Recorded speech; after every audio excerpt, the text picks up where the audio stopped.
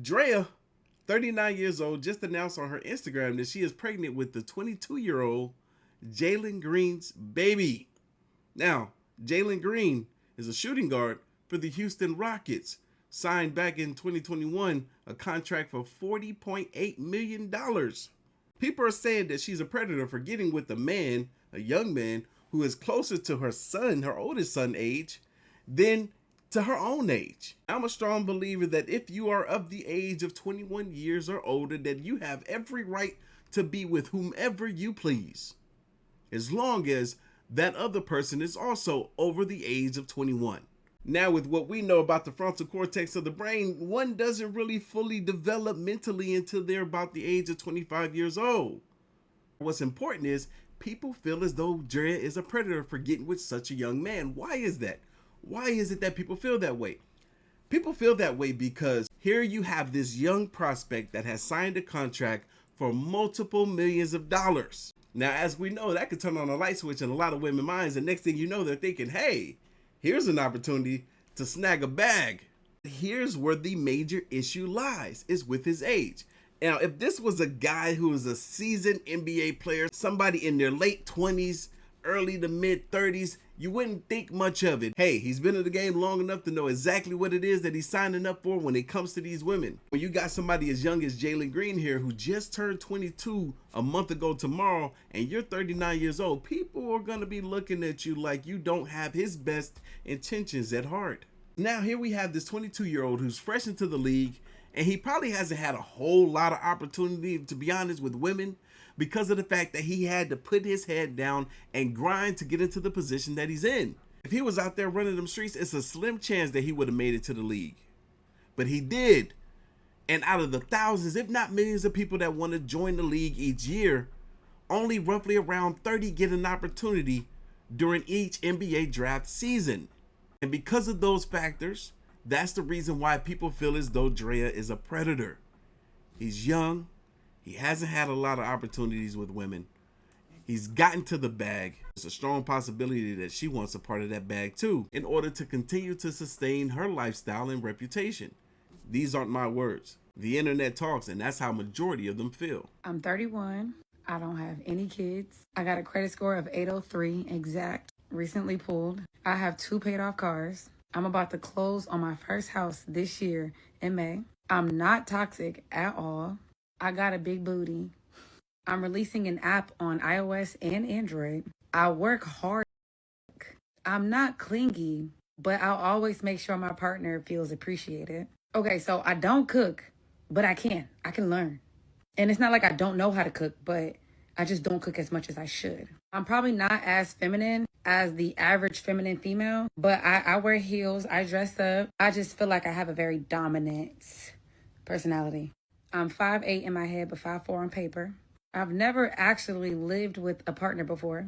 I'm just trying to figure out, how am I not married with 5 kids running around? Like, what the fudge am I doing wrong? Most people say, oh, I don't give people a chance. Yes, I do.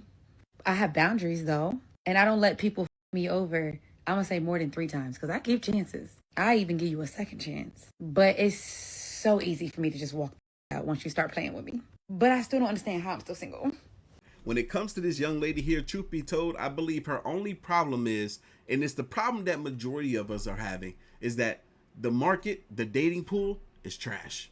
There's just not enough quality people to come across so that you can get into those relationships, build those foundations, start a family, and live the way most of us that want to be in love and have a healthy relationship want to live. I'm a fan of her content. I think she does a great job. I think she's a stand-up woman, and hopefully she finds the love that she desires one day and starts that family. So today I'm breaking up with my boyfriend. The verdict is in. No ifs, ands, or buts. I'm breaking up with him because he don't want to give me his Instagram password.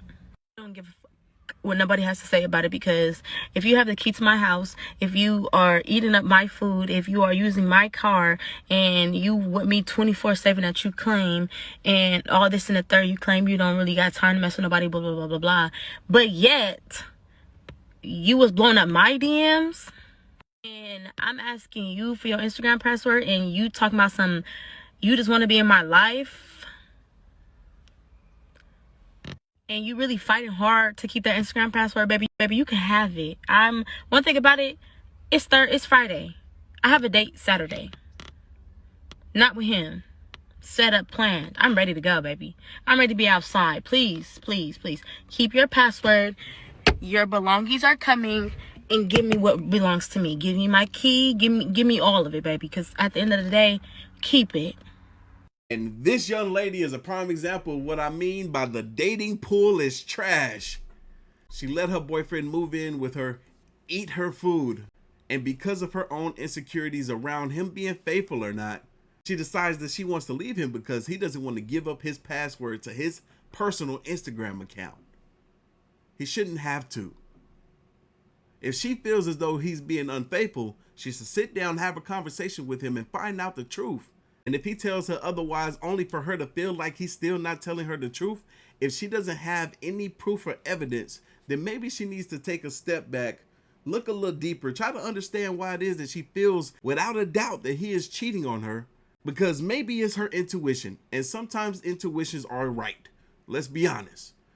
And if that's the case, then go ahead and leave him. Leave him, get yourself together, do the inner work before trying to build or get into a relationship with somebody else. Because for her to leave one man, kick him out the house, and already have a date set up with another man the following day, no, it's not going to be a good look for you or that new man that you're trying to bring into the picture. Because all you're going to be doing is creating more trash and piss in the dating pool. You know what's crazy, and what I have picked up on is like us as in women that are dating heterosexual men, we really control the narrative, and we have created this hostile environment, this hostile dating environment for ourselves because we've been hung up on the bad boy, like the, like I don't know, we didn't make like the bad boy the winner. Like we didn't boosted the villain and got the good guys, the heroes or whatever, thinking they corny. Sis, we did that. We did that to ourselves. That's crazy. Because really, men are trying to be what we desire, right? Because a man, he's more so ran by what's down there. So he's doing what he can do to get that from a woman, okay? So, then this is crazy as hell because I was on like a date or whatever, and the man is apologizing for telling me how he feels. Like, what did we do? What did we do? Like, think that it's corny for them to express themselves. We did that. Because we made, we been, oh, he give me the ick. I don't like a man that like, oh, he's corny. He's pushing up on me too much. Like, because he's telling me how he feel. Like, yeah, we did that. The villain shouldn't be winning. That man that got your hair falling out, and your weight up and down, and you insecure, and you don't know how he feels about you. He got you doing cartwheels and flips just to get a crumb of emotion. Like, that's who needs to go straight to hell. The quote unquote corny, that's the one that deserves all your time. The one that's telling you how he feels. The one that's catering to you. The one that's actually getting to know you to plan dates.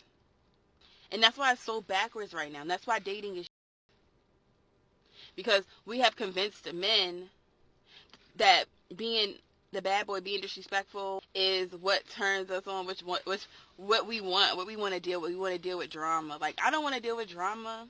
I'd rather have a Russell than a Future any day. Look, some women like drama so much that they can pull drama out of the good guy. I'm speaking from experience. But let's talk about what she said for a second. I love the fact that here you had a woman that was taking accountability for creating these toxic men. I'm not saying that she personally was, but she's understanding that a lot of the women are doing the damage to the men, right? I remember thinking back in middle school and high school, seeing guys that are just appreciative of the fact that they can either land a girl in school or get a girl's attention. And then maybe something would go wrong in that relationship to the point where the guy would get out of the relationship and now he's a changed man. Now he's the dog. Now he's the player. But he wasn't that going into the relationship. I never met a man in my entire life that in his younger years wanted to be anything other than a lover. Right? It's only after dealing with certain women that they find out, oh man, this is actually what it takes to get in their pants. This is actually how they feel and think about me. You know what? I'm hurt, not gonna lie. So now this is how I'm gonna move. That's usually how it comes about. It's rare that a man, unless he had a messed up relationship with his mom or his dad was just as bad and was teaching him all these bad practices, that he goes out into the world with the idea of being a player. It's rare that it happens. It's usually a woman that has shook him to his core and has pulled this horrible characteristic out of him. But anyway, that's all I got for you guys. Leave your thoughts, comments, and opinions down below, and I'm gonna catch y'all in the next one. See ya.